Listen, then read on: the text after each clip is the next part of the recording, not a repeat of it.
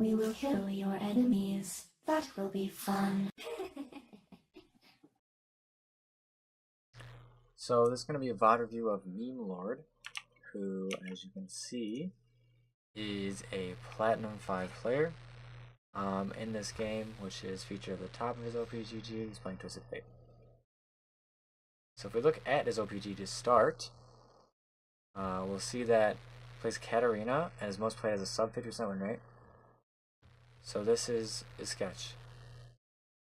Always start to reconsider things when you have a sub 50% win rate, and it's not like, oh, like, you know, I just hit 49, but it's getting significantly lower. So really start to consider this, because if you look here, you have 2 champions with a really good win rate, 2 champions with another bad win rate, 2 champions with good win rate. So maybe you should start trying to play these champions more, because right now you're finding success on them. Just based on the stats there. Probably maybe even Syndra, because you're doing very well on her. If we look, you play mainly mid and AD, so that's cool. But more recently, you've been playing jungle. So this might be weird, because if you should really just stick to 2 roles. You shouldn't try to play 3. It just stretches your champion pool, and you don't need to. I understand it can be boring, but that's how you have to do it to climb and improve. Because you can't just like split yourself or like spread yourself too thin. So if we look at these games, the KDAs, they're like kind of one way or the other. So you're like, oh, like 1, 5, or so that might be inconsistency. I'm not sure what that is. It really just depends on how the games go. If you look at the item builds, cool, looks okay. I'm not checking against the other champions, I'm just checking the item build himself. They look okay, looks okay, looks okay, looks okay. It looks like you're building the correct things, so that's good. What I'm noticing now, though, is you are dying a lot when you're behind. So like 8 deaths, 6 deaths, 7 deaths, 8 deaths, 7 deaths, 7, 6, 7. So maybe try to die less. That comes with the inconsistency thing. And to improve that, play more, don't autopilot, think about everything you're going to do. Other than that, there's not too much you can get from OPGG. I can look at CS numbers. And they seem fine. It's hard to gauge all these jungle games. But your mid games, other than these flex games, 3 CS per minute, you know, it seems like you're between 5 and 7, which for a Plat 5 player, that's about where it should be. So you can always try to improve that stuff, but right now it looks like you kind of are where you are. So that's interesting. So if we look at these team comps, you see right here, I'll zoom into them. Fiora and Shyvana. So I will indicate these by this, using color, where the enemy team is this magenta E color. Fiora, Shyvana. The reason I'm using this color is only for color coding purposes, because it kind of matches red. Morgana, Tristana, and Soraka. Morg, Trist, and Soraka. Okay. Your team is you are in Twisted Fate. That's not what I meant to do either.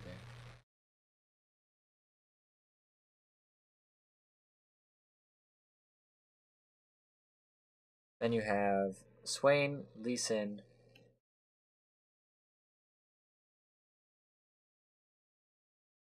Kog'Maw, and Jenna. So, what does this mean? If we look across the board, Fiora outscales, Shyvana outscales, Twisted Fate outscales, Kog'Maw outscales, and these two are roughly similar in purpose. So that means you guys have 2 champions at scale, they have 2 champions at scale. Harder than the other counterpart. And it'll be mainly a skill matchup to see who wins this game, because Twisted Fate has the ability to put one of their scalers behind.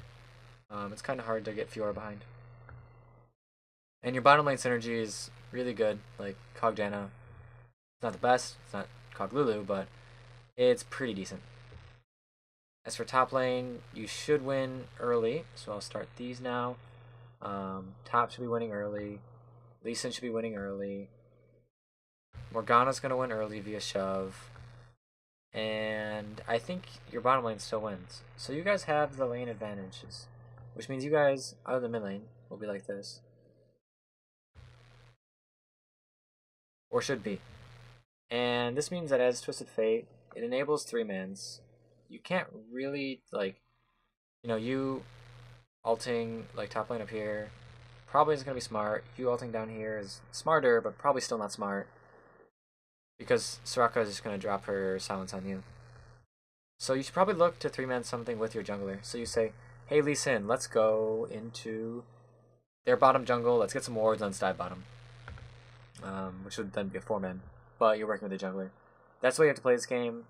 You could also, if the lanes are not the way they are, so if they're like this, or like this, you could just immediately ult somewhere. But you have to be careful because Morgana is really, really hard shoving. Just be careful. The game will come down largely to skill though, just based on team comps alone. I need to open up Creator Suite, did forget about that.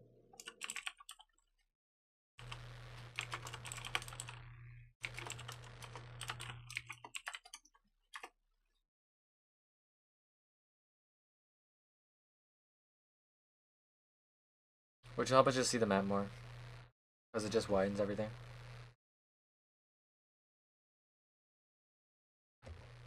So you haven't played Katarina in a while, and currently you're playing Twisted Fate, Ori, and Syndra. Cool. Glad to see that you recognized that that could have been an issue, and they're sticking to a few champions. That's really good. Oh.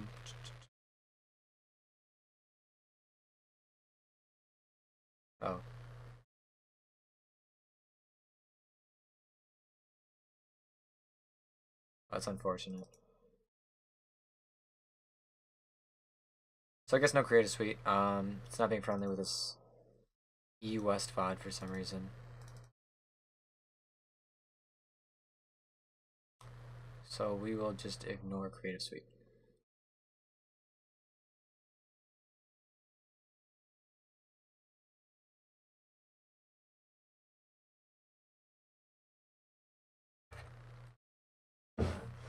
And as soon as this loads, we will play it through.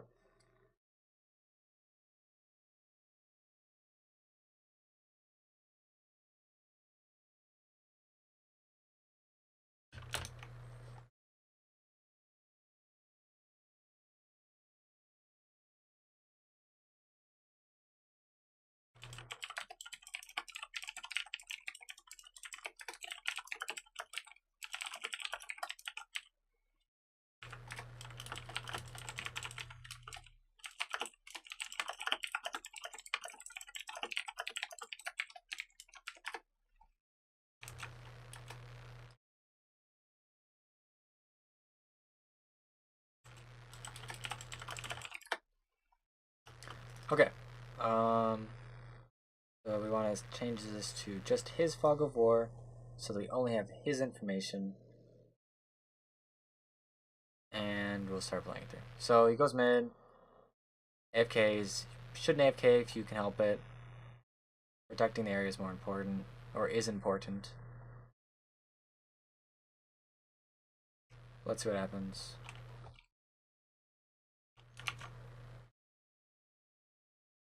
Okay, so I messed up. Lane's fresh. He starts autoing. A common Twisted Fate strategy is to double red card the back line for a really early push.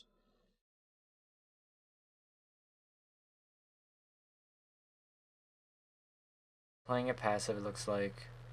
We don't know what Morgana started. Probably Q if she hasn't used a W already. And with that in mind, we can protect our creeps. So if we look, this creep is going to die very shortly. Right here, right here, and right here. So he should be positioning maybe here or here in these spots indicated by the boxes to force Morgana to take a trade or take the CS. Since Morgana probably has Q, he should be staying near these minion lines. That way he can't get hit by a Q and get out traded.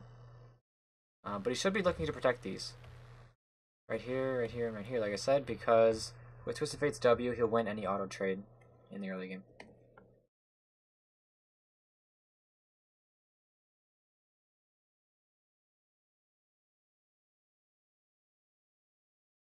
So now she's definitely has pool, and you stand in it. So this doesn't seem like much.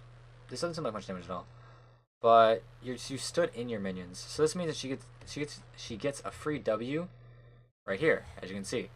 And you want to make her choose between Wing you or your minions. You don't want to let her do both with one W.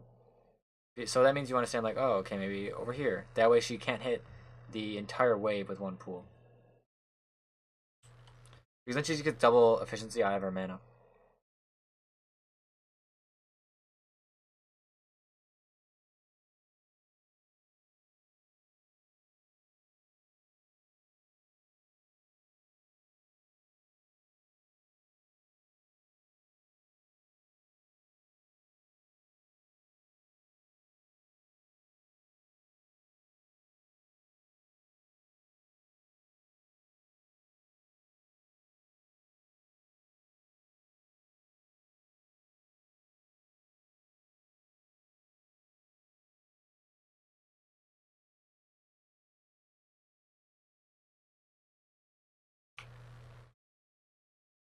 So he's down CS, which is expected. He should be down 1 if he catches those, yeah. That's perfectly fine. He did, I think, only miss like 1 or 2 free CS, which is fine.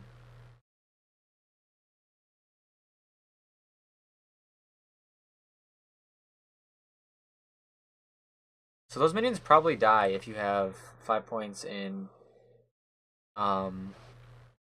natural talent. I'm not sure if you have or not, but something to consider just for the future. I personally would take Vampirism, but a lot of people like to have that early guaranteed CS with natural talent. Yeah, so the matchup kind of sucks. Can't really do much. You have to auto the furthest creep to get it to be less hittable. And it's probably more preferred than that because you just used, if we look, how much mana is that? 40, and you just use 110 mana, which is 1/3 of your mana for 3 creeps. So in the future, don't use your mana for those. Because if I actually just rewind it, you'll see they're less hittable.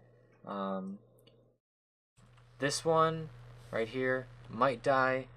This one is fine. And then if you just auto attack this one once, then you'll be able to get that one on your turret. So practice CSing on your turret could be beneficial. But see, you just chunked all your mana for 3 CS.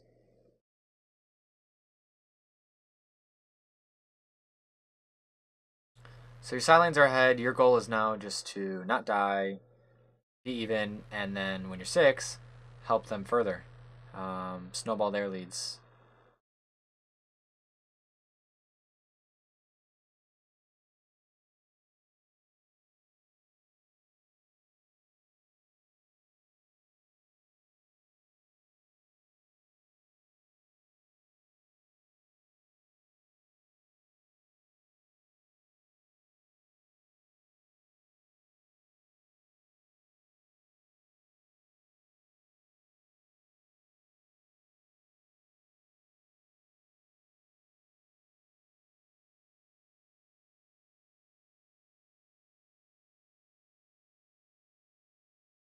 I think you tanking those turrets is those minions is fine.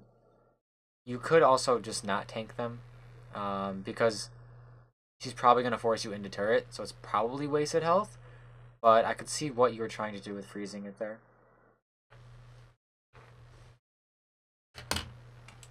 Let me get rid of that really quick.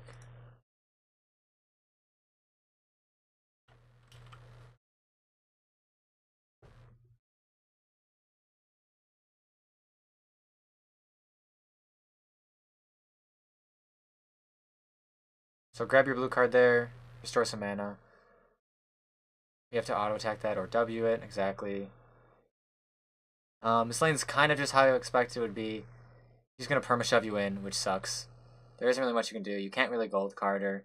You just absolutely have to get out of the lane. Like, you just have to survive lane, get as much space as you can under turret, and then look for team plays. Or roaming plays, that is.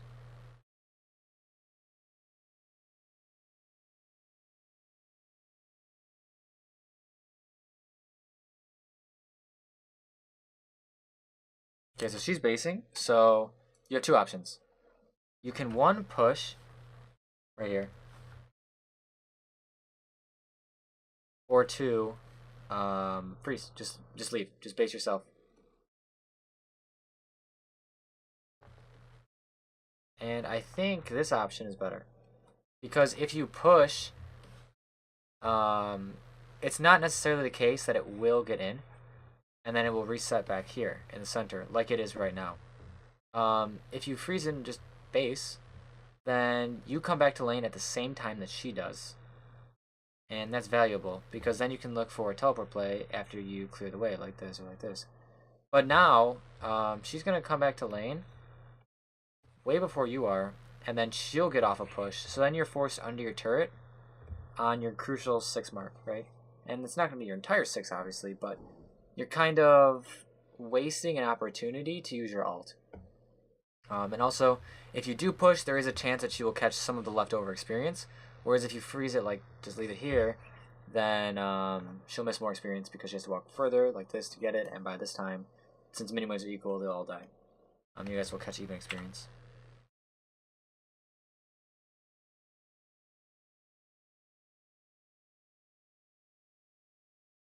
Okay, you waited for the can wave back. I mean, that's fine. But I think on Twisted Fate, you probably... Is it this wave? No, it's not this wave. So you don't have any mana. Because you just use it on those minions. So it probably would have been better to base there. But you are generally correct that backing on the cannon usually is the best play.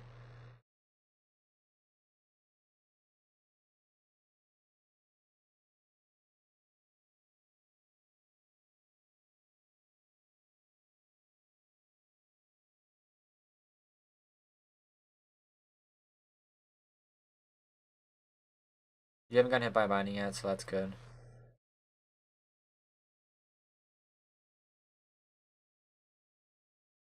Overall, your lane phase is really solid. Look at the CS, you're going to miss 6. You guys are basically even in CS, and she's had you push for most of the game. 60 at 70, or 60 at 7, that's fine. You're building double cooldown, that's good. Everything so far has been fine, other than just really small micro things.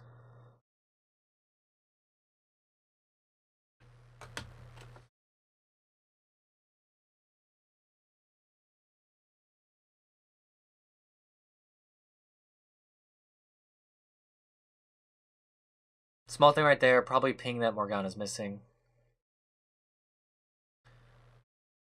Why is backing on a cannon wave a good idea? Yeah, it takes longer to push the turret, and then the turret also tanks the cannon minion. So since it tanks the cannon minion, you'll likely catch the experience, if not the gold. So it's just a better back time because they probably can't kill it, or you'll probably get experience. So, only criticism I have here is you should probably zone Shyvana. Yeah, so it's unfortunate that he misses smite. I'll rerun this fight after it happens. Pretty good flash. Yeah. Unlucky.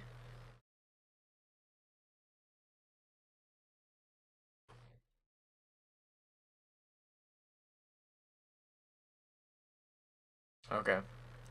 So if we restart this fight, all the way back to when you leave mid. This is when everything goes down. So she pushes, you counter push, cool. Awesome. What you can do here is after you blue card, okay, you can hit this next wave with just red card Q, walk away, and then you have mid priority, which you'll get free damage here, and you'll force her to miss experience. You might gain one or two of them, and it'll also cause her to walk this way because she's like, oh, what should I do? Should I go to the minion wave or should I go to dragon? She will falter. Also, this ward is not very good. You placing a ward is very good. Just instead of here, you should place it over here. Because if you place the ward here, you see all this area, right? And if you see all this area, then you effectively see this. Right? Because then you'll know if they're coming here or whatever. You just get more effective vision. And it's unlikely that this bush will have a large impact on the next fight.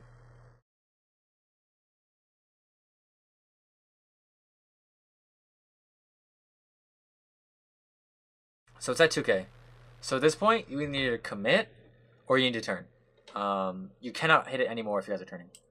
But you guys do commit to it. Okay, so right here, you use your blue card on this. And I know your assumption... Is this a pine cone? I know your assumption is that Janna is going to block, right, with Tornado. But she uses it early, and you have to be looking at this kind of stuff. So when this goes on, you need to hold your yellow card. And then walk this way. Because this zones... Shyvana, will this be available? Yes, I will upload this to YouTube. So if you run it one more time, I will show you the point in which you should actually turn off of... You should turn off of Dragon while your team does it.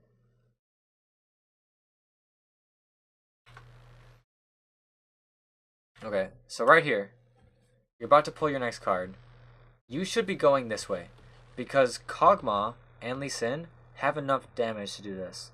And if you start walking this way, you're going to either get 1, free damage, or 2, you will zone her off. But if you just hold your gold card, right, and walk at her, so instead of, you know, doing this, and then here, you just walk this way. And you zone her off. Because you have CC, Jen has CC. Between the two of you, there's no way she gets this. And then also, let's say that, let's say they start to turn on you, right? All three of these. This, and this. That's probably going to happen. These three will focus somebody, like they're focusing here. But then, at least there's 2 of you here, plus 1 here. Because what happens is if these 3 all collapse on you in here, is you guys just lose 100% of the time. Because Shyvana has her E, you know, she has her W. Morgana has her W, she has her R. And then Tristana's just an AD carry, right? And they will trap you in here. You guys will be tanking Dragon and everything. What happens in this fight is your support gets super chunked and your AD carry's in the front line. So if you're over here supporting him and your AD carry's over here, you guys basically swap places. Then this turns out better because you zone her off. They get Dragon. You guys probably die because you guys committed to the Dragon. But at least you guys get the Dragon. Instead of getting 3 kills and losing Dragon. Which again, you know, it's unfortunate that they did get Dragon. Also right here, at this point, you should just be looking to flash right here. Instead of walking this way like you did, indicated in yellow, just flash over this wall because there's no way you kill her. She's gonna have black shield. She has Morgana right next to her, and she's going to outdamage you. She's a dragon. She's huge. You flash here. You go here over the blast plant, and then you see, this is why I like Creative Suite, but it didn't load. So if you do this, flash, head here, go here, then you escape.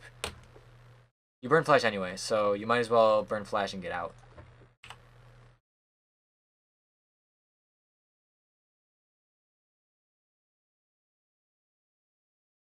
Okay, so we saw this.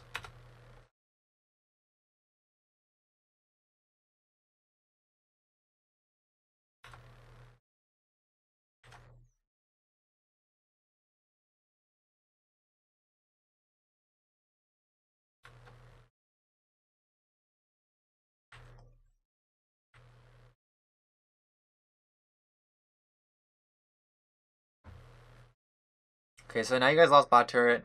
Their bot will probably rotate mid. You're in a little bit of trouble. You can't really wave clear as Twisted Fate because you're so short ranged. And if they're 3, then you kind of get screwed. So you might have to go to a side wave. We'll see what happens though. Again, this ward should go over here because in this spot it gets cut the vision like you see. So just get it over here. You see this, you effectively see this.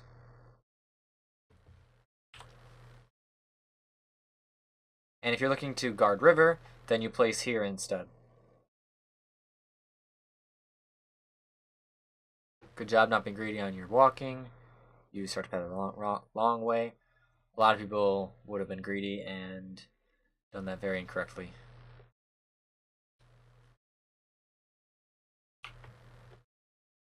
UCS is pretty good still, 84-10.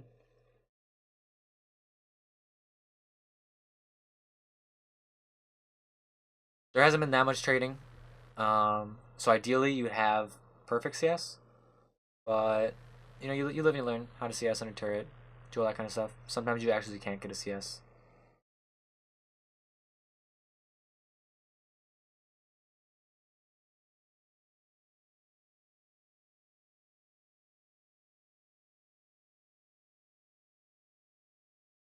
Okay. You don't get punished here, but this is a big thing. So, the way you're walking is good. You're not walking in a straight line, but where you're walking is odd. So, you path this way, and then you path here, and you trap yourself on this corner. You lose so many juke options when you're on a corner, because your options is once you're here. Actually, I'll just play it through, you'll see.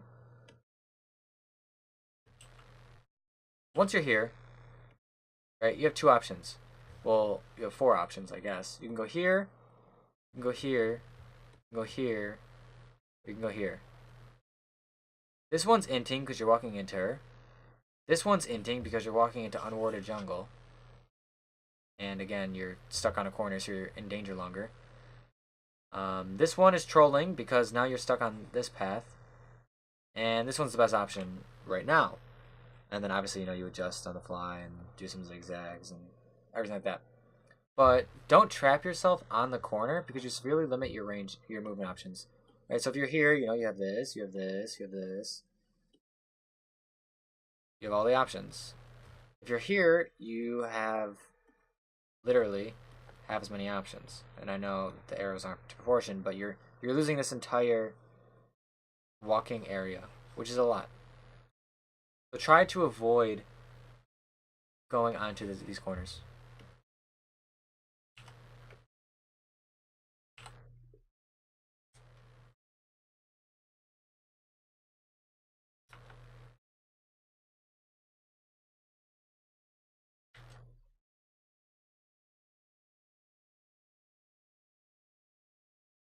Okay. So kind of a small thing, kind of a big thing. If you're walking through here, you have to walk here. Don't walk closer to them than you have to because Morgana's over here. Like we saw her start to walk this way. So this is again this like line cutting thing, right? Like if she's gonna walk like this and you're walking like this, these paths are reachable at like all of this. Oh, you were looking at outline? Yeah. Just make sure that you path properly. So before you go to look for vision, make sure that you click. You don't click down on bottom lane, so you get auto paths. If you're here, you click here, or you click, you click somewhere that controls your destiny, right? Twisted Fate reference, haha. But you click here instead, because this is a significantly larger amount of distance away. It's really small things that add up.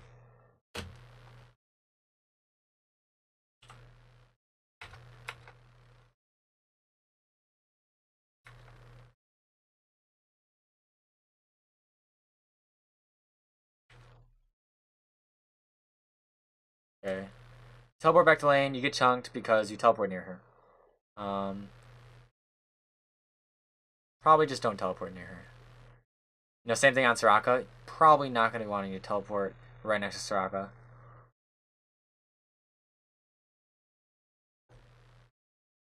Have a good trip, Guru.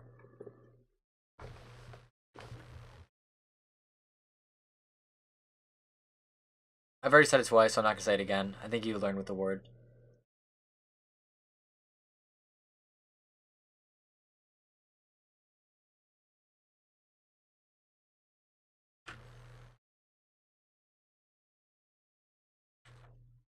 Oh, I couldn't tell if you're moving it 2 times because Twist of Fate's so fast.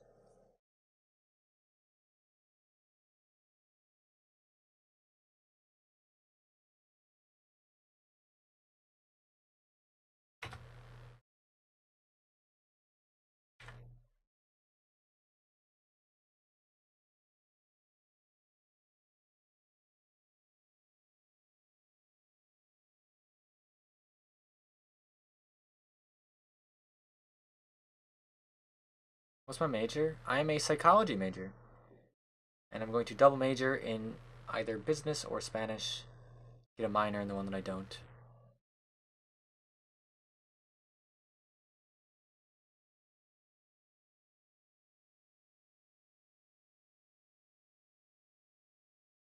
Okay, so AFKing under turret is smart. Seems weird to say, right? But being like AFKing, sometimes literally the right choice. So this is again the same thing with the corner. You know, it's a turret, but it's effectively the same thing. Look, let me use a not color. This clips your movement. If you're walking like this, you only have this path, or like obviously you have all these, right? But you can't juke here and here, which is important because if she throws a skill shot properly, she throws it wrong.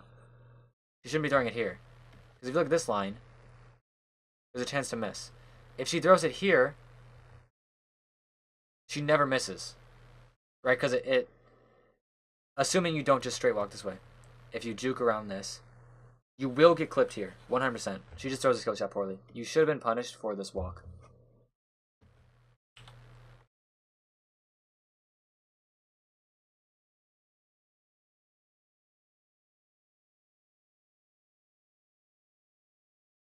Yeah, it's a common issue. People just don't recognize things. So I have to put it up every single VOD of you. So now it's a great time. What resources do I have?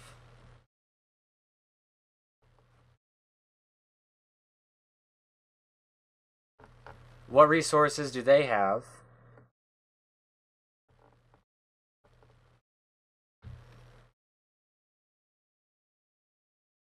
After this, how do I mix them?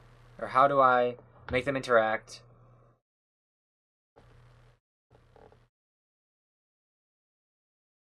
To best fit my win condition.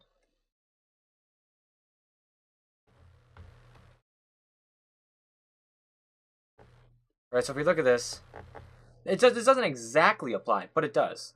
Because if we look at what resources do I have, what can you do? What can I do is what this question boils down to. And then we look at what can they do. Okay, well, if we go back here, she can throw a skill shot, and she can make it go like this and kill you. That's what she can do. If we apply a different scenario, right? Let's say Lee Sin still has his Q. Lee Sin hits a Q here. Well, now, Morgana needs to think, okay, well, I can't walk this way. I need to walk this way or this way.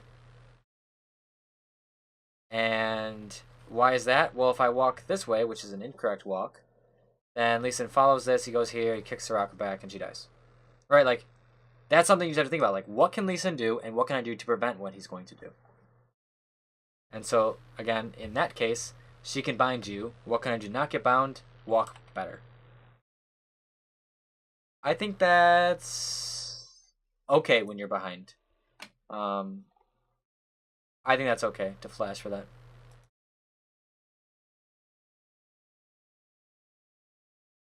Just be cautious that in the future you don't flash if you don't need to, right? So, you were a little bit behind, not by much, but because you just died twice, you're slightly behind.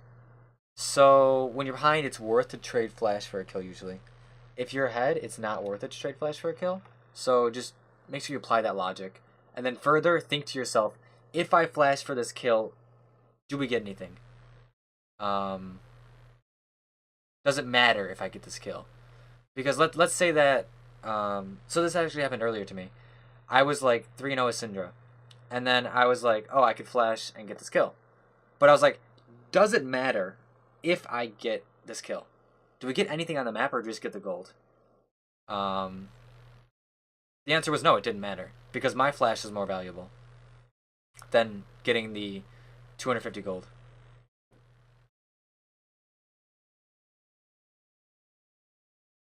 Okay, okay, so your spacing is good but bad.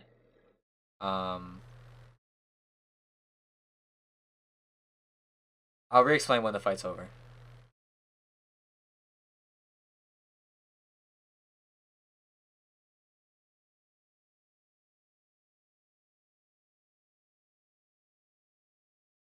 Okay. So we'll say that's over and we'll go back to it. Okay, so you're walking away, which is fine, but you need to pay attention because she doesn't have cooldowns, she doesn't have cooldowns, she doesn't have cooldowns, and your Janna is flanking, which seems really weird, right? But you can be positioned a little bit more aggressive than this. Like, you guys, actually, you can be further forward. You can be up here. But Lee Sin had to dodge the Soraka. You're just playing a little bit too far back here, which is not inherently a bad thing. Like, you playing far back, you making sure that you're not getting hit is really important, but also making sure that you're close enough to deal damage is also important, because here, you can be doing extra damage if you're standing here, and then maybe you throw a Q here. I don't know if it's off cooldown, actually, but if you get the point, it is off cooldown. You can be closer to this fight and having an impact on the fight.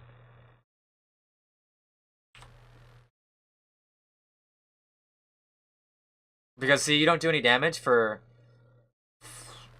5 seconds, which you could have done some damage. It might not have been perfect damage, but you could have done some damage. Some of you see this play out again. Ketrasana, cool. So, yeah, again, to re-clarify, not that your positioning was bad, it just could have been better. It was good positioning. I don't want to use the wrong terms. So this is just kind of stupid, Swain. There's no reason to dive there. You have no minions. You guys can probably take this turret if he doesn't die, but he dies. Or if you don't take the turret, you damage it a lot. And while all this is happening, Fiora's still pushing top. So him dying is really bad. It's good that you followed. Just make sure you don't overcommit to a dumb call like that if he's doing something like that. Okay, so it looks like you guys will get this turret, maybe? No, okay.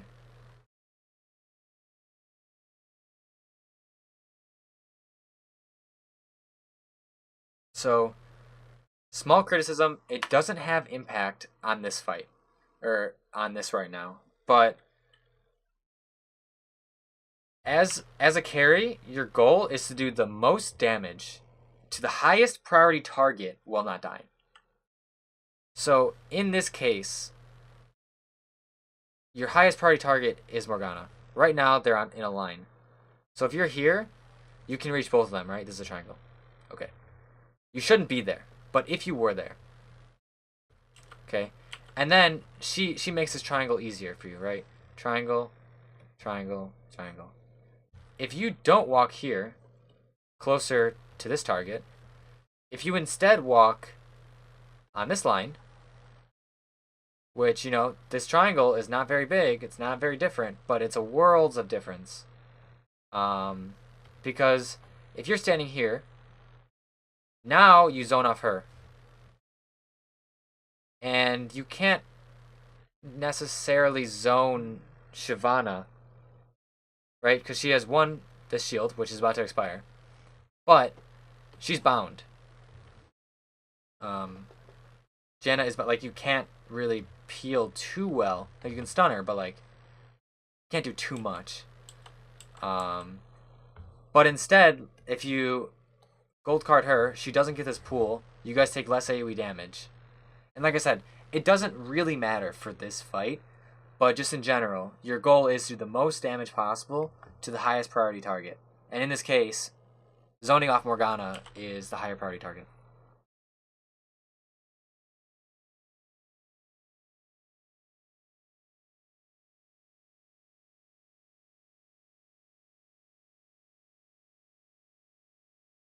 Again, not that that has any impact on this game, but it's something that could come up in the future. So I just wanted to make sure that it was established in case it doesn't come up.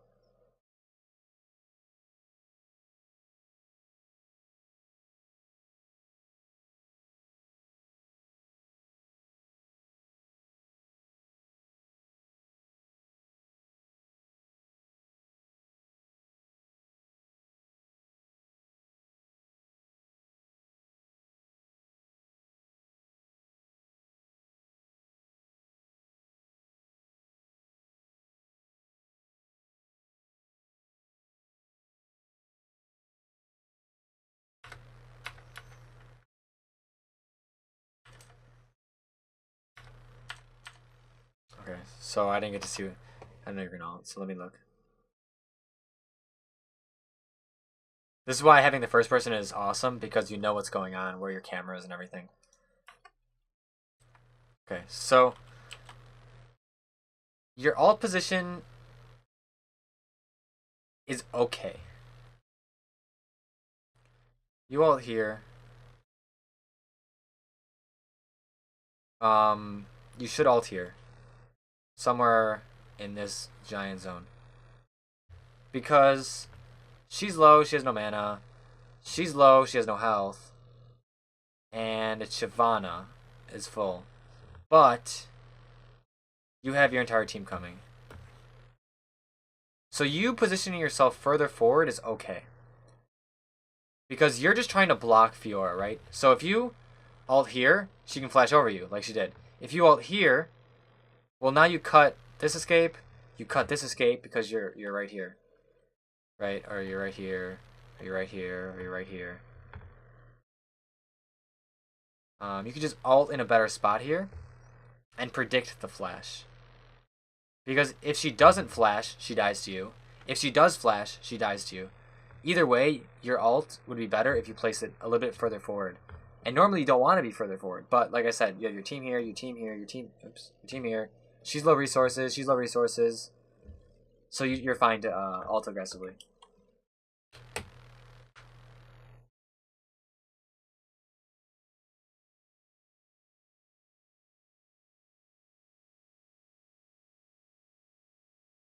This is unlucky, but happens.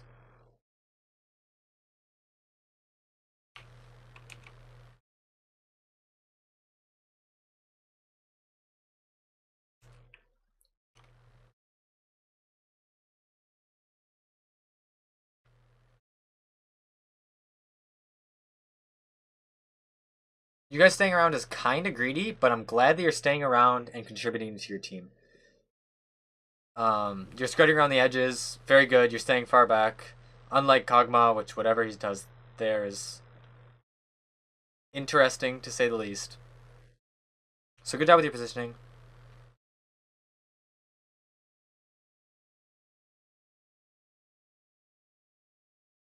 Awesome. Use your sums early. You're spacing pretty well.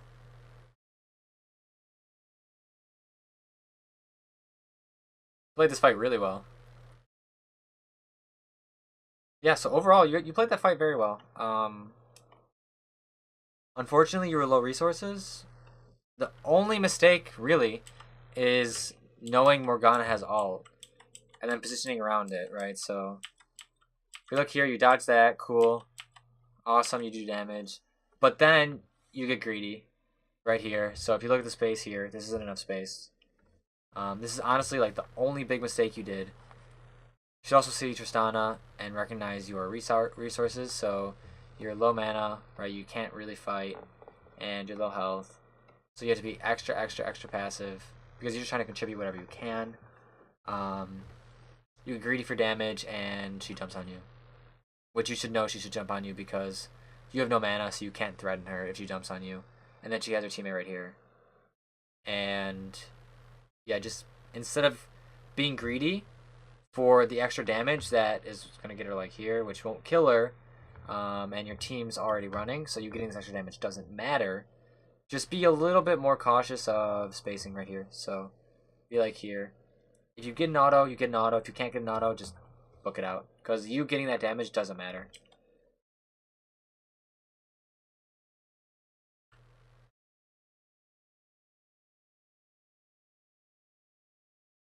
But overall, you play that team fight very well. Okay, well, it shouldn't matter. Why she walks into, like, warded bush and dies... Oh, no, it's an unwarded bush. Why she walks into an unwarded bush is beyond me. So, yeah.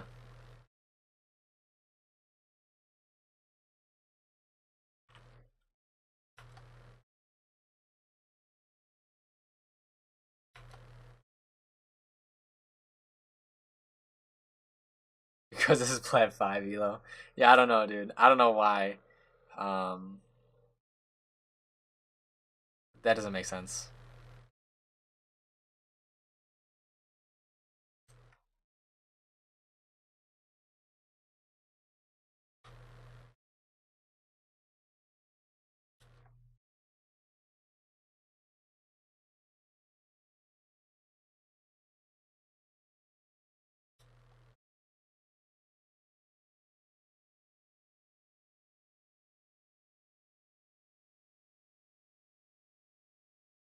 Okay.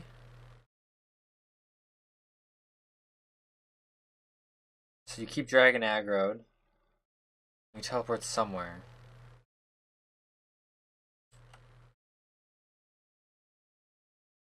Um...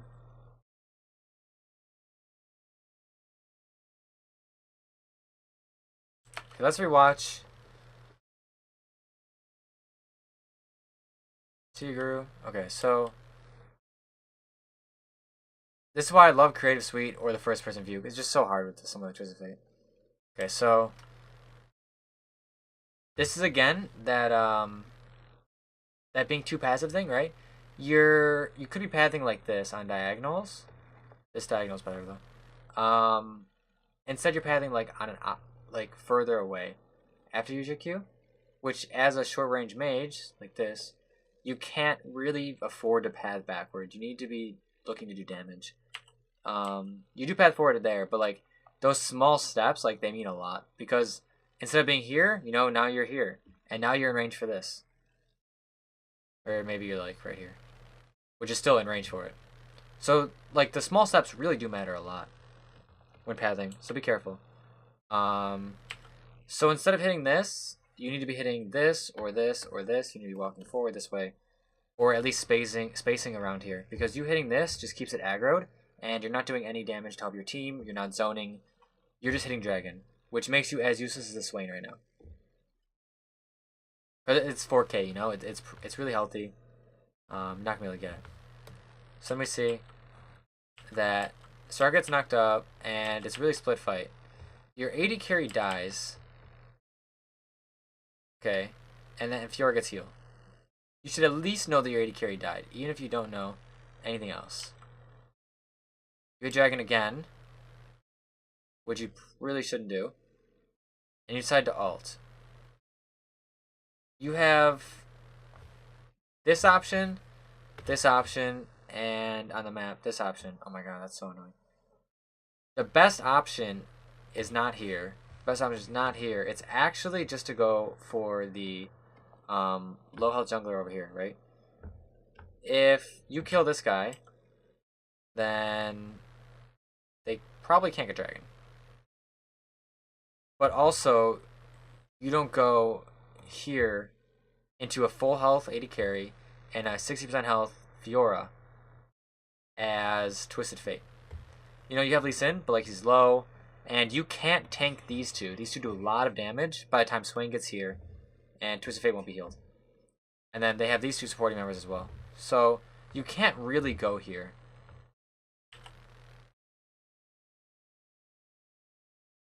Now, if you could one-shot somebody, that's different. But you're not strong enough to do that yet. So instead, just look this way if you're going to ult. If not, just look with your Swain. You guys probably should back up a little bit before this point, but you guys don't. You guys go forward. It's cool you get her. But when you go into essentially four people, it's really greedy. And you shouldn't be alive. Because those two should do enough to kill you. Yeah, like you... Tristana has 3 kills, Fiora had... or they probably both have 2 or something. And you only have 2 as well. 2 is greater than 1.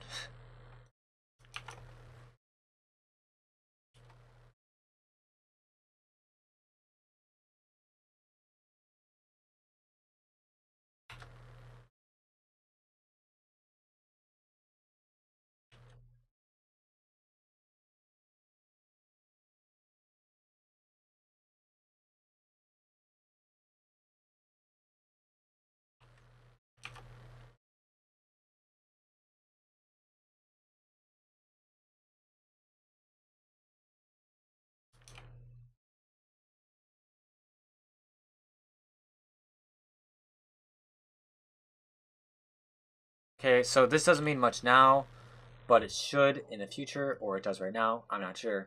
If Soraka is looking to engage on 2 people, something's going on. You might be getting flanked here, or you might be getting flanked here. So just be careful, because you path forward when she paths into you. And, like, a Soraka doesn't just walk into you. So just be cautious. Okay, apparently a Soraka just walks into you. That's beyond me.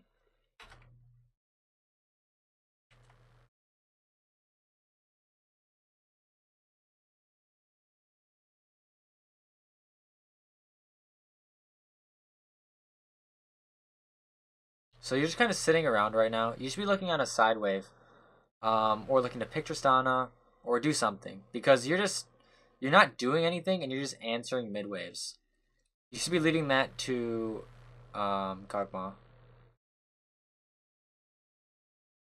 More than likely. And it sucks because you can't answer Fiora, so you have to go where Fiora isn't. But you need to start setting up menu waves for you guys. That's something that most players that I VOD review don't do, is they don't look to actively set up minion waves. And you haven't touched a sideway minion at all. So, before we go further, we do know that Fiora was top. So we know that she's going to come here. You should know this at least, because she was just top. So, try not to pad like this, and if you do, pad up here. Because this distance is a lot of distance. And they're both effectively achieving the same forward distance, but one's just safer than the other.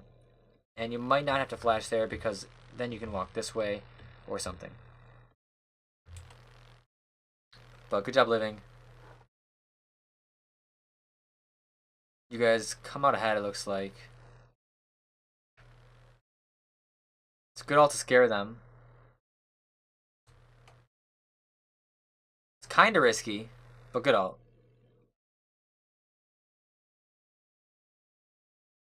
Cool.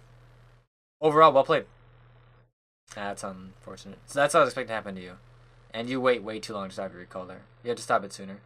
As soon as you see Morgana coming to you, or just coming around that area, you have to base.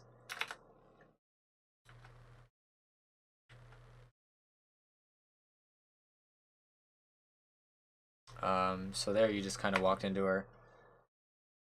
Keep your spacing in mind.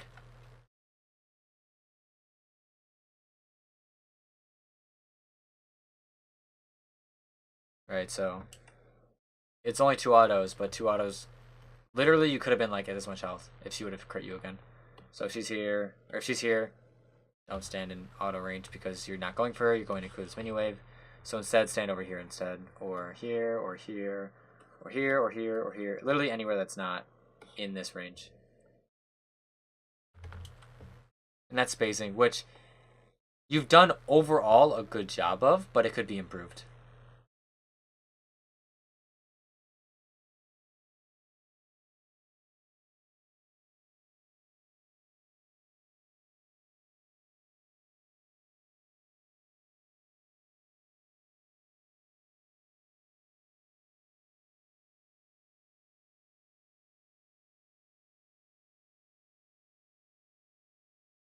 Interesting.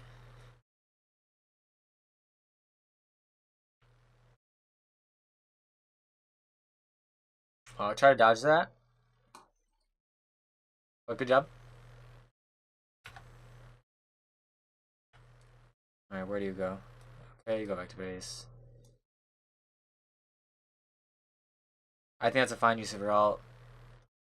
Good job with that.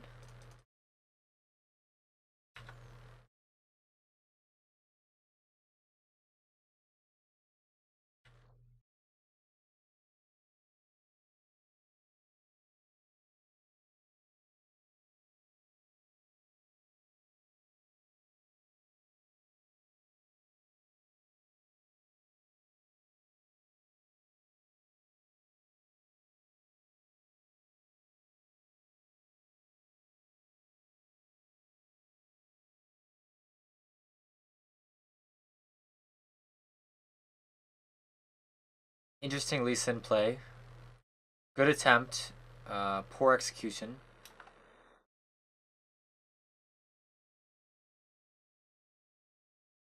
I think that play's fine. He just did it really badly.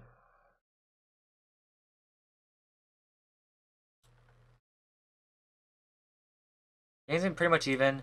Again, though, you've only went straight down mid, so you definitely need to start looking at side waves.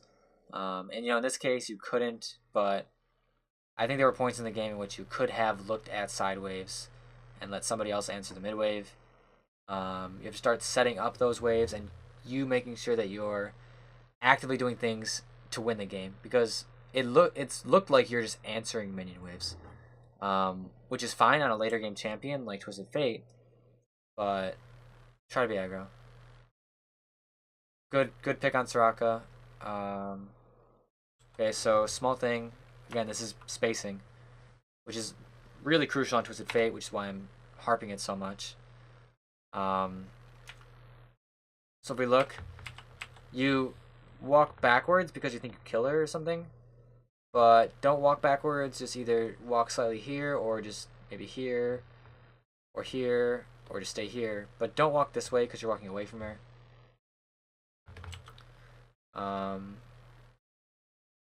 Small thing again, but in the future it could have large impact. I'll answer your question in a second after this play is over. Okay, so how do you push out the side waves? So like let's say you see this wave and Baron isn't going down, right? You just see this wave. If you kill all these and then leave like one of these alive, so you kill these, you kill all these, you leave this alive, you'll create a slow push, or a slightly slow push, or kind of a fast push actually, but it's a push. And these will start to go here, these will start to go here, and this will accumulate into a huge large wave up here somewhere. And then an enemy champion has to answer it because it's basically an extra champion on the map. If they don't answer it, they miss a ton of experience, they lose a ton of turret health, and they miss a ton of gold as well. So if you look over here, right, this isn't that big of a wave, but it's a wave because it's pushing, right? So if this somehow gets in a turret, which I doubt it will not. They would be missing all its experience, right? Well, you can force them to miss really large waves. And the three basic ones, or there's two actually: slow push. Everything is just a derivation of these, and fast push, which in their most basic essence are kill. Wait, that's unclear.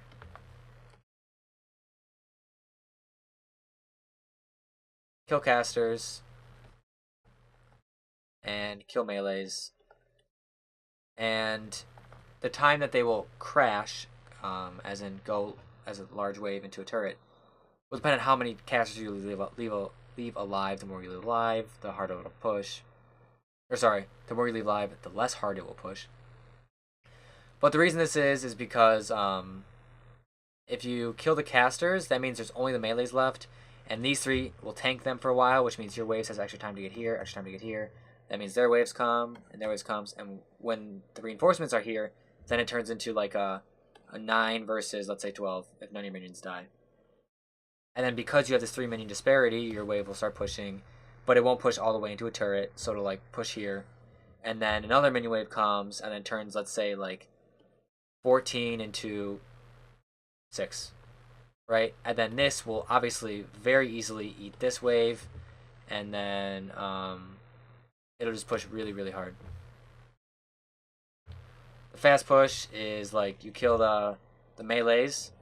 That means that only the 3 casters are alive, and then obviously these aren't as tanky. So your 6 versus their 3 squishies will start to push, but again, it won't push all the way. It'll like end up over here, and then it'll end up being like 4 plus 6, so 10 versus like 6. And basically just the time frame in which they crash is different. The fast push crashes faster.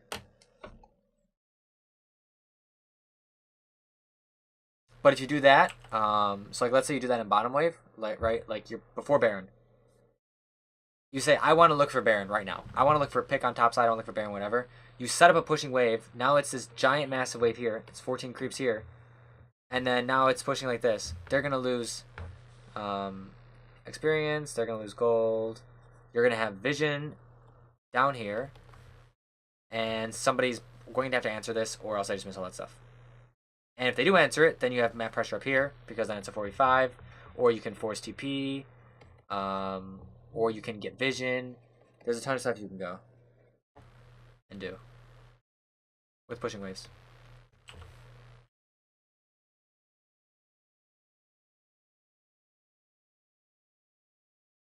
think your positioning is greedy, but it's okay, considering the circumstances, like how that played out.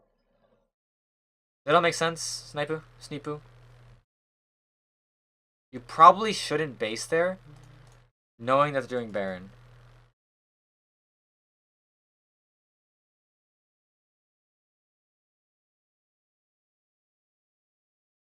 You have a really good combo. A lot of damage. They probably honestly should just keep doing Baron, and then you guys probably would not have won that because it would have been a 45. They just turn. But good job. You did your job. Pretty straightforward what you did, but you did it. And, you know, sometimes just doing your job is what you need to do. I'm assuming you guys get this. I was a little worried there for a second. Push out this wave. Okay, so there's kind of no reason to be here unless you really need gold. But you should just look to reset. Yeah, like you have 1.5k. Get an item. Yeah, Morgana mid. But just base and try to get a larger power spike with your Baron play.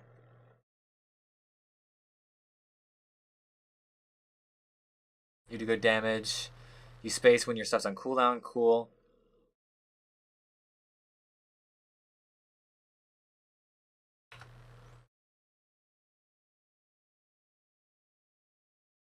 And you've done very good this VOD, in this game. Overall, like, you know, there's some small things you can improve, but you've done very good so far. And that's the only thing with sending in a VOD that's like, hey, it's a good one. Or sorry, you did good, or you won. Is it's kind of just like, yeah, look at that. It's kind of just like, hey, I'm like stroking your ego type thing. But I know you didn't want it to be like that. But just for anybody else that sends in a VOD, like, this is the reason why it's better to send in a VOD where you're losing, or where you did something very wrong that you need directly to be improved. Just because, like, I'm just like, hey, you did a good job here. You could have done this better. But there's just more content to cover in a losing VOD, which is why they're generally better. For look at your itemization, honestly, I think that I don't know the perfect itemization on Twisted Fate. You should ask Kat in League of Mentoring for that, to know better what to do. I personally don't see what's wrong with your build. I probably would have built a Void Staff instead of a Ludens. I don't think you needed Banshees, but I think it's fine. You rushed 40% cooldown reduction. You probably should have it on your runes with 10%. So you don't need 40 in your build. Oh wait, no, it's only 30. No, so you're right. I'm just looking at Banshees, and I'm not sure that you need Banshees. because it's only Morgana that has like a good bansheeable spell.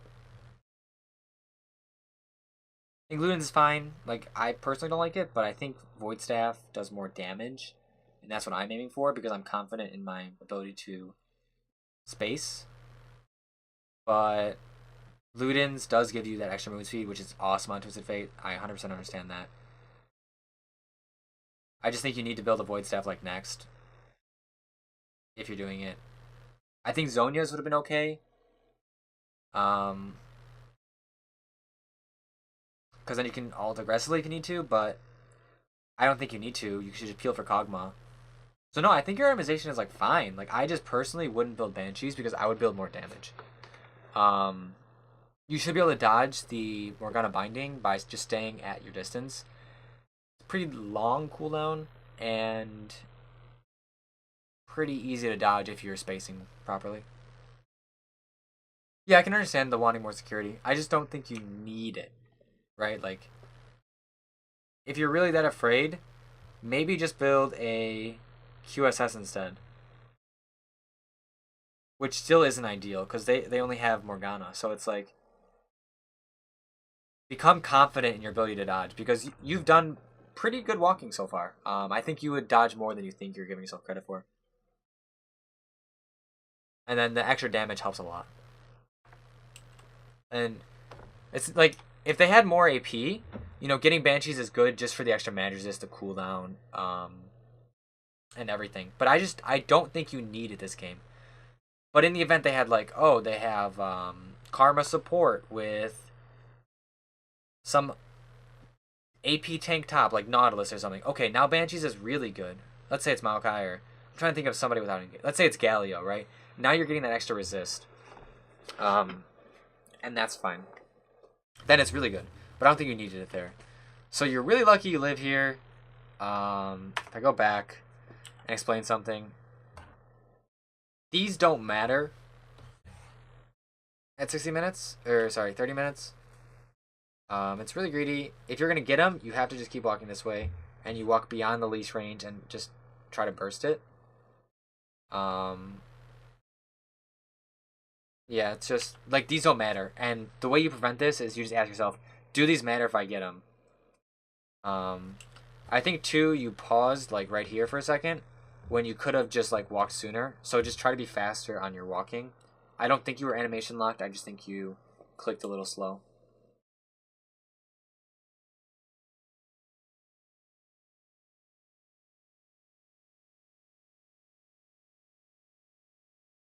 So that's really greedy.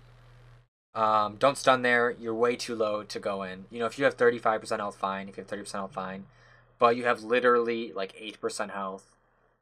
If Morgana W's you, you'll probably die. There's just too much that can hit you that you'll die. So it's really greedy to stay to do that last gold card. Though I understand you want to help your team there, but it's like you can't. It's way too risky. If you die there, it's really bad. Because then you're wasting Baron time and inhib time.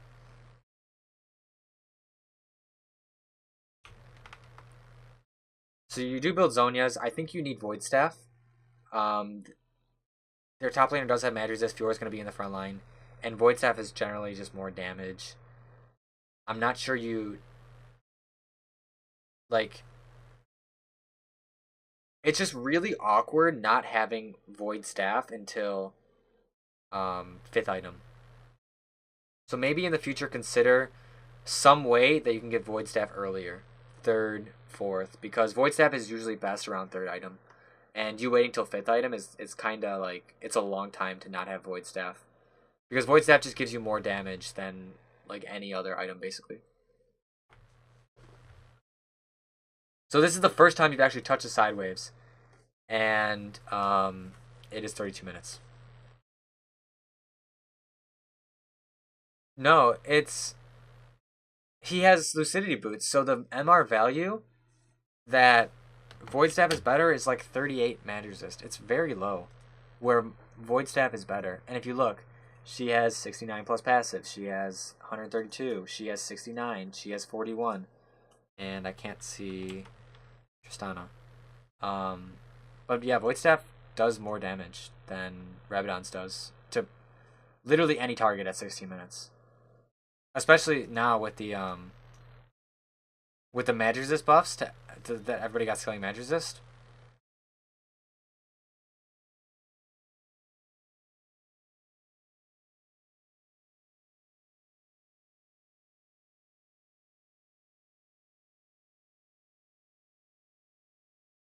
I think if you gold or not gold card, if you just auto attack her there before you're walking away, it's fine. Might be a little bit greedy, but you had your blue card out with Lichbane, so you would chunk her.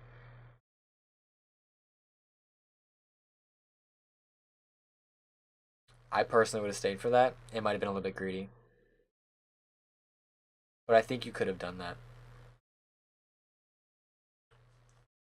But better safe and not dead. I think you're just lucky that Kog'Maw didn't die. Because if Kog'Maw dies, it's really bad. And I would have tried to die to save him there. Because I would have had damage. So this is, again, like the second time you touch a Sidewave, and it's 34 minutes. So you need to start touching Sideways earlier. Get things going. Because if you see, look at top wave right now. See how big this is? This is going to push towards you. This is, you know, 1, 2, 3, 4, 5. This is 11 minions. And this is going to turn into, like, 16 minions on the next wave. Or not 16, it'll probably turn to, like, 13 minions. But this is still a large amount. This is still 2 waves worth. And then it'll just progressively be pushing because it's slightly larger.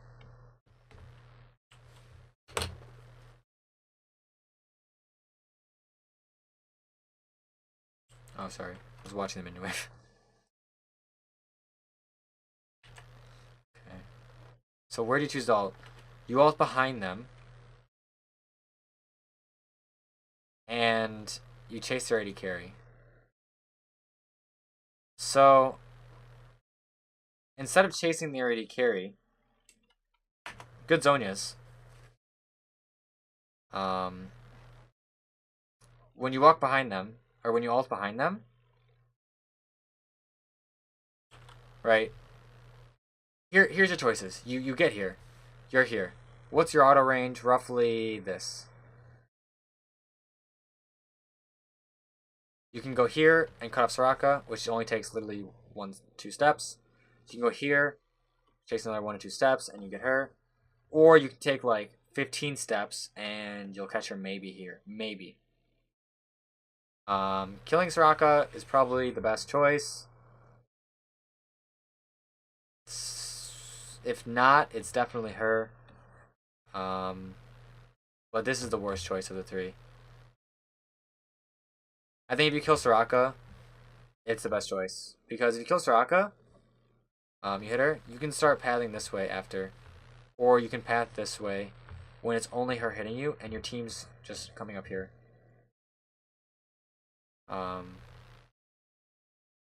If you go this way, you're going into 2 targets, and then your team has to walk around a wall. And it's the longest path as well, right? So you're not going to hit her for a long time. This is a long arrow, this is a short arrow. Well, it's okay, they're about the same length. But the effectiveness of them, if you look at, so this is the geometry, right? She can go here, she can go here, she can go here, she can go here, she can go here. This is inting, this is inting. This is probably her path, that's what she's on now. This is her best path, this way. But she's not on that path, so if I redraw it, she can go here, she can go here. She can go here. Let's just say those 2 directions. This is definitely her best path. Because it's away from you. And your team's like kind of far away, so they won't get to her. But so let's say she does take her best path. Then you still just walk here and you stun her here. When you walk here, it's too far. When you walk here, it's okay, I guess. Your team's going to catch up and you have Zhonya's. But yeah, make sure you look at where you're ulting and what you can do best when you ult. Alright, because like this is about to time out actually. Let's see. You probably die still, I assume. Yeah.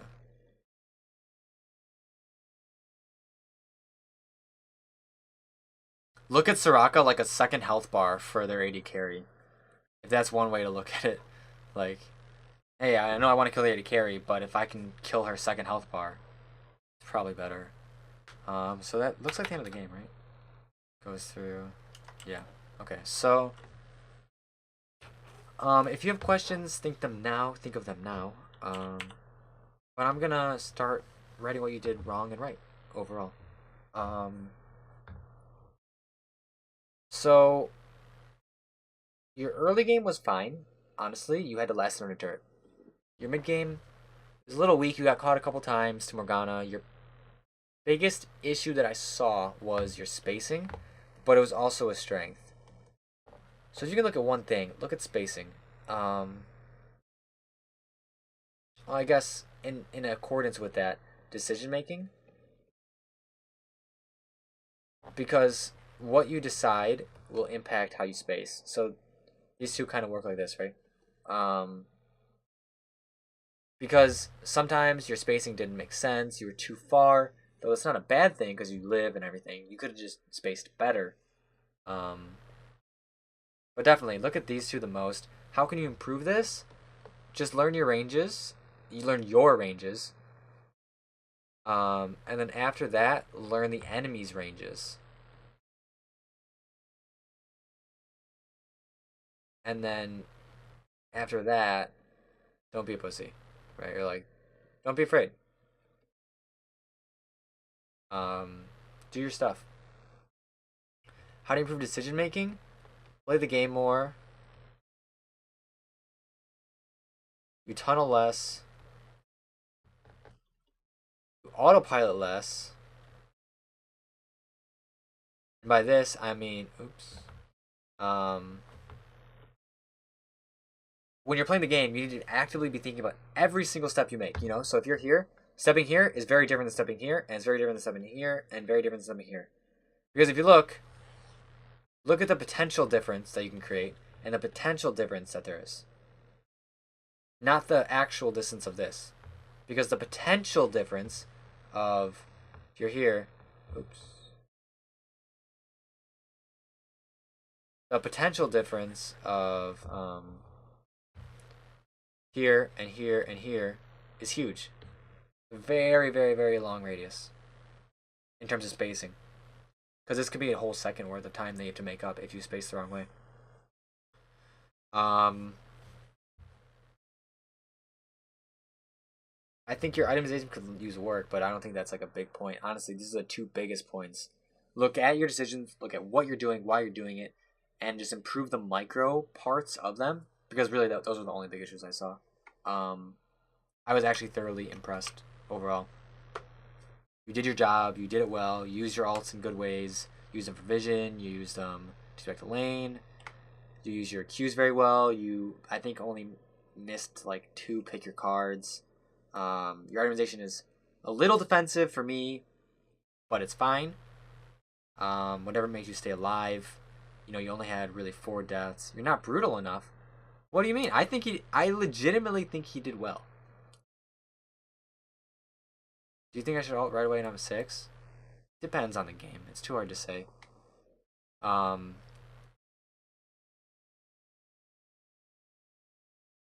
it's too hard to say because like usually you want to be able to ult at 6. So like that's why when I criticized your wave backing, I was like, well, you probably should base here. That way you could ult. But no, I wouldn't say ult at 6 every single game. That's not necessarily a winning play. No, like I think he did very well this VOD. I am thoroughly impressed for a Plat 5 player that he played like he did this VOD. I've reviewed Diamond players who have played worse. Not on stream. But I know Diamond players who play worse than this. And most of the stuff was really small mistakes. You have overall the grasp down. So work to improve this stuff, definitely. And if you do this, you will climb. Yeah, lad. You got him. Yeah, you know, like some players that I play with is like, what are you doing? But like, I didn't feel like that. And I'm happy I didn't feel like that because this is easy to fix. This is learning the game more. You know, it's not like, oh, well, I'm toxic raging every game, and then, um, you know, I'm just making mistake here, mistake here, mistake here, mistake here. Device Fate, Nunu Ivern, exactly. But like, no, I stop all of these VODs. And I say, look, you suck here, you suck here, you suck here. And I stopped for a lot here too, but like, it was pretty much the same issue over and over. It was spacing and decision making. And it wasn't even over and over and over, it was just a couple times. So I'm actually really, really happy with your performance this game. What'd you do well? I think I already covered what you did well, honestly. Your spacing was overall good. It was fine. You were just a little passive. You understood your lane function. You probably could have ganked more, but you did your job. You held mid lane. That was your job against Morgana. You did stuns. You did AoE damage. You lived. You didn't die 19 times. Really good job, honestly. Like, I'm super impressed. Yeah,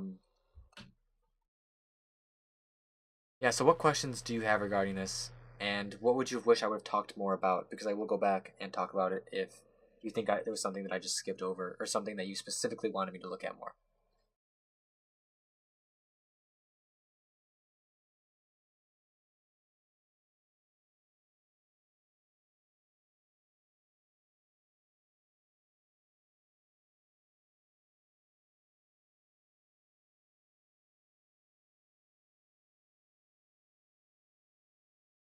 When exactly should I roam?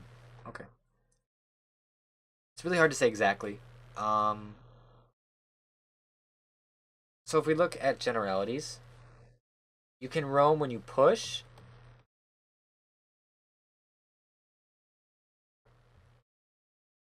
Um, you can roam when enemy base. You can roam when a fight breaks out. Anywhere on the map. As long as it's an intelligent roam. And what is an intelligent roam? Knowing where the enemy jungler is, knowing where your mid laner is, making sure your wave is pushed or you've cleared the wave or done something. If you watch high elo players, they'll say, okay, look, there's a fight going bottom. I'm literally just gonna QWE my wave as Syndra and then walk down. Or like they literally just dump everything on the wave and walk away. I think a good example of this to watch is the Victor game that I played today in my tournament. I was just contributing to my team play, and I think you'll be able to see more of what I mean there because you'll hear my voice comms, what I say to my team. I'm like, hey, I can roam if you're looking for something, right? Knowing when you can roam and when you can't roam is important. If you compare that to the Ari game I played, which I know that you watched, I couldn't roam in those cases because I was too far behind and I couldn't answer Annie when she roamed. So I had to go the other way or stay mid. And a lot of it's just like, what can you do? These are the general rules of thumb, right? Like, these are ideally when you do them, but even bigger. What can I do? What can they do? Oops. I'm so tired. What can they do? Right, so if I roam, the options are I kill, I get pressure, I get vision, I get nothing. And then for each of these, enemy gets X. What does the enemy get? Well, they could get vision. They can get turret damage. They can get free CS. They can get vision denial. They can get a ton of stuff. You can get a ton of stuff more as well. I just didn't want to. I didn't want to list them all. So looking at these, you have to say if I roam and I get a kill, what is it worth? Is it worth vision denial? Yeah. Is it worth them getting 10% of my turret? Yes. 20% of my turret? Probably. 30% my turret. Maybe. Probably. 60% my turret. Cutting it close, I don't know. So you have to weigh what can they get. If you roam and you get a kill. Okay, well, what if you don't get a kill? Then are you just giving stuff up for free? You have to look at that as well. But then you have to count for, okay, pressure. It's too hard to say, like, oh, you should roam under X circumstances, because that's not really the case. It doesn't just work like that. And the best way to know, should I roam, should I not roam, is, again, what can I do and what can they do? If I roam, what happens? Does it matter? That's the question you should be asking. And the answer is probably yes. But it's better to roam than not to roam. You just have to start figuring out slowly, and it does come with literally asking yourself the question, what can I do? What can I do right now on the map? Can I do anything? Can I do anything? Can I leave my lane? Can I not be here? Can I be top? Can I be bottom? Can I go ward this? Can I go ward that? Can I push the wave? Can I slow push the wave? Can I freeze them out? Just ask a million different questions to yourself, and then decide what you think is the best one. And you'll eventually start learning what is the best one in what scenarios. And that comes with playing your champion more. That comes with playing the game more. There's a lot of different ways you can learn about it. But understanding what's going on is really the key to it. And what impact do you have on the game versus what they have on the game.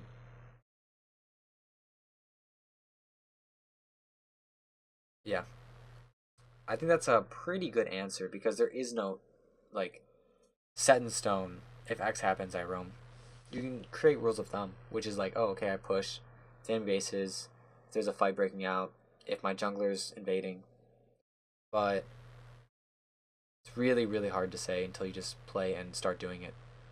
Okay, if you just roam every single game, you'll start to learn when a good roam and a bad roam is, because you can only learn by experience, right? Like a shot caller, they can only learn by shot calling. They can't learn by, like, somebody else telling them to shot call, because there's just so many factors that go into things that you need to realize, okay, what should I do? What should I do?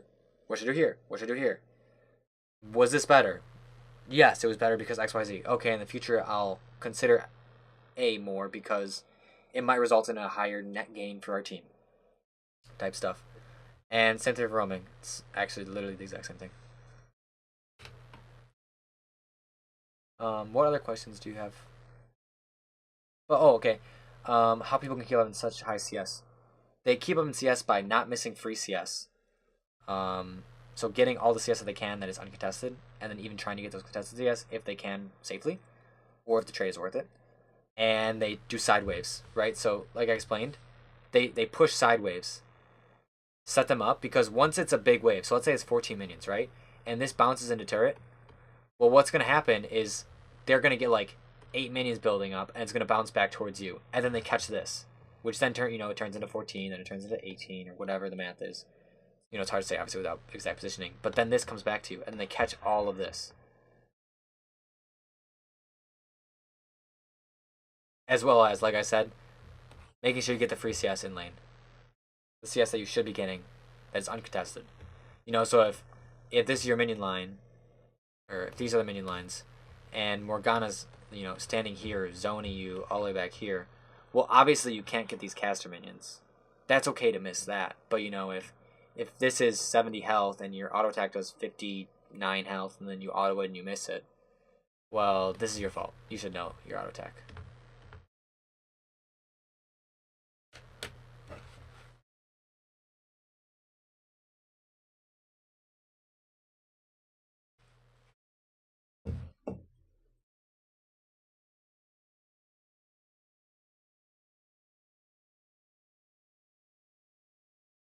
Awesome. Yeah, I think you did very great at this VOD. I will cut this clip here then. Stealing your jungle camps, great way.